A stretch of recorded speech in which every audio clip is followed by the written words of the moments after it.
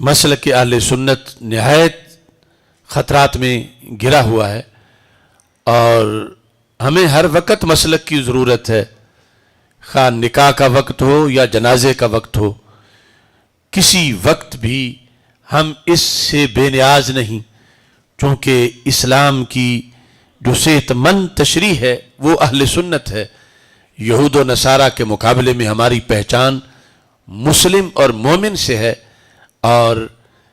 اسلام کی چھتری کے نیچے گھسے ہوئے 2 نمبر لوگوں کے مقابلے میں ہماری پہچان اہل سنت و جماعت سے ہے۔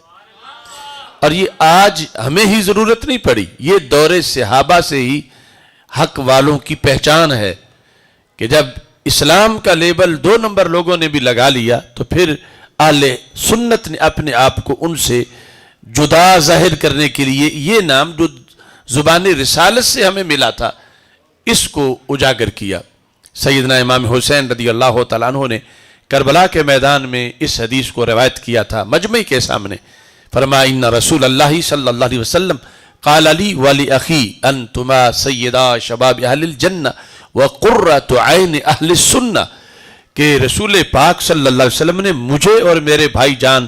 امام حسن رضی اللہ تعالیٰ عنہما آپ کو یہ فرمایا کہ اے حسن و حسین تم دونوں جنتی جوانوں کے سردار ہو اور تم اہل سنت کی آنکھوں کی ٹھنڈک ہو۔ تو یہ لفظ اہل سنت زبان رسالت سے نکلا اور روایت امام حسین رضی اللہ تعالیٰ عنہ سے آگے پہنچا، اور حق والوں کی پہچان کے طور پر اس کو استعمال کیا گیا۔ اور جس وقت بیماریاں آئیں، فتنہ آیا، تو اسی وقت اس کو تعلیم و تعلم کے طور پر بھی اپنایا گیا، یہاں تک کہ صحیح مسلم شریف کے مقدمہ میں سند کی بحث میں یہ لکھا ہوا ہے کہ لما وقعت الفتنہ، پہلے تو یہ ہوتا تھا کہ جب کوئی کہتا تھا قال رسول اللہ صلی اللہ علیہ وسلم، کہ اللہ کے رسول علیہ السلام نے یہ فرمایا، آگے حدیث کا تذکرہ ہوتا تھا تو سب سر تسلیم خم کر کے سنتے تھے، یاد کرتے تھے، لکھ لیتے تھے۔ لیکن جب فتنے کا زمانہ آ گیا، یہ امام محمد بن سیرین کا قول ہے اس میں مسلم میں، اور وہ تابعی ہیں، یعنی ان کے زمانے تک فتنہ آ چکا تھا۔ کہتے اب جس وقت کوئی شخص یہ کہے کہ ہمارے حضرت صاحب آئے ہیں، وہ ایک درس دینا چاہتے ہیں، تو ہم ایسے نہیں سنتے ہر کسی کا درس۔ اب جب کوئی کہتا ہے کہ سنو میں تمہیں حدیث مصطفیٰ صلی اللہ علیہ وسلم سنانا چاہتا ہوں، تو ہم ایسے نہیں سنتے، نہ ہم لکھتے ہیں۔ جب کوئی کہتا ہے کہ حدیث سنو، دین کی بات سنو، تو اب ہم کہتے ہیں سمو لنا رجالکم، ہمیں سند بتاؤ، تمہارے استاد صاحب کون ہیں، استاذ کے استاذ کون ہیں۔ حالانکہ ابھی تو تابعین کا زمانہ ہے، ہو سکتا ہے بعض صحابہ بھی زندہ ہوں، ابن سیرین خود تابعی ہیں۔ سمو لنا رجالکم، اپنے شیخ کا ذکر کرو، کن سے تم نے پڑھا؟ ان کانو من اہل السنہ یؤخذ حدیثہم، اگر تو تمہارے استاد سنی ہیں پھر تمہاری حدیث سنیں گے۔ یہ صحیح مسلم ہے، یہ وہ زمانہ ہے، یہ آج نہیں کہ کوئی کہے کہ ان لوگوں نے یہ دھڑے بندیاں بنا لی ہیں اور سختی کر رہے ہیں کہ صرف فلاں کا درس قرآن سنو، صرف فلاں کا بیان سنو۔ آخر فتنے کی وجہ سے ملاوٹ کا جو خطرہ تھا اور جو 2 نمبری ہو جانی تھی، اس سے روکنے کے لیے امام ابن سیرین نے اس زمانے میں کہا کہ صرف میرا نہیں، ہم سب کا اس وقت یہ لاہ عمل ہے کہ دین کی بات۔ اب یہ جو حدیث سنانے انہیں کوئی آیا اور اس سے پوچھ رہے ہیں استاذ کا نام بتاؤ، تو وہ یہودی تو نہیں تھا، وہ کرسچن نہیں تھا، وہ ہندو سکھ نہیں تھا، وہ کلمہ گو تھا، حدیث بتانا چاہتا ہے، قرآن سنانا چاہتا ہے، قرآن کی تشریح۔ تو یہ کہتے ہیں سمو لنا رجالکم، اپنے رجال سند، اپنے اساتذہ کا نام بتاؤ۔ کس مقصد کے لیے یہ پوچھا؟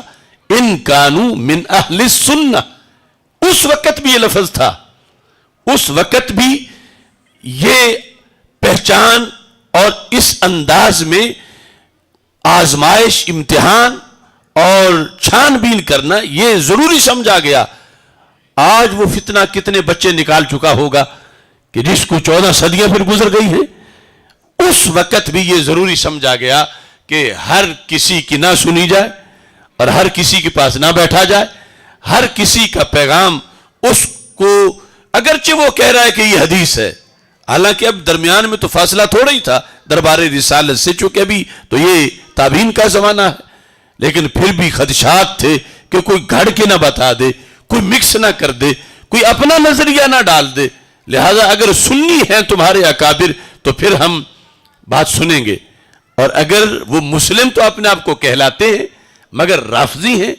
یا خارجی ہیں یا قدریہ ہیں یا معتزلہ ہیں، یہ ساری بیماریاں آ چکی تھی اس وقت، تو پھر اگرچہ تم حدیث سنانا چاہتے ہو ہم تمہاری روایت کردہ نہیں سنیں گے۔ تو وہ عقیدہ اس وقت سے اس لفظ کو آزمائش کے طور پر اور اہل حق کی پہچان کے طور پر استعمال کیا گیا، آج بھی وہ اہل حق کی آزمائش کا نشان اہل سنت ہونا ہے۔ آج بھی اس کی ضرورت ہے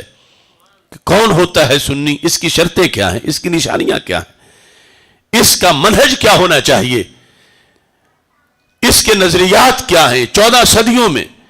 کیونکہ اس تعارف پر داتا صاحب جیے ہیں لاہور میں، اس تعارف پر کشف المحجوب لکھی ہے، یہ بار بار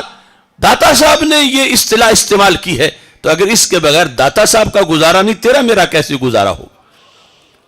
تو اس کو کئی طرح کے خطرات ہیں، کچھ اس لفظ کو کھینچ کے اپنے اوپر استعمال کرنا چاہتے ہیں، حالانکہ وہ اہل سنت نہیں اور بنتے اہل سنت ہیں، اور کچھ اس کو مان نہیں رہے کہ اس کی کیا ضرورت ہے، جب ہم مسلم ہیں تو پھر سنی کہلوانے کی کیا ضرورت ہے، پھر سنی کیوں کہا جاتا ہے، پھر سنی لفظ کیوں بولا جاتا ہے، یہ ایک فرقہ واریت ہے، یہ تنگ نظری ہے، کچھ اس طرح کہتے ہیں۔ تو کئی ہزار فتنوں میں گرا ہوا ہے اہل حق کا یہ نام، جو زبان رسالت سے رسول پاک صلی اللہ علیہ وسلم کی طرف سے حسنین کریمین کے واسطے سے حق پرستوں کو لقب ملا، اس لحاظ سے ہی کل جنت کے فیصلے ہونے ہیں، اور اس لحاظ سے ہی غلبہ اسلام کی تحریک کو آگے بڑھایا جا سکتا ہے۔ اس عظیم مشن کے لیے یہ سنی کانفرنس، جو ہماری ایک تاریخ بھی ہے قیام پاکستان سے پہلے سے لے کر پاکستان بننے کے بعد، آج بھی اس کو اجاگر کرنے کی ضرورت ہے۔ تو اس بڑے مشن کے لیے یہ 20 فروری جو ابھی اتوار آ رہا ہے، صبح انشاءاللہ 8 بجے سے عصر تک یہ تاریخی کانفرنس منعقد ہونے والی ہے۔ آپ حضرات اس کی بھرپور دعوت دیجئے سارے لوگوں کو، اور اس میں شرکت کیجئے۔ اللہ تعالیٰ سے دعا ہے کہ اللہ ہمیں اس میں کامیاب فرمائے، اچھے موسم میں، اچھے حالات میں اس کو منعقد کرنے کی توفیق عطا فرمائے۔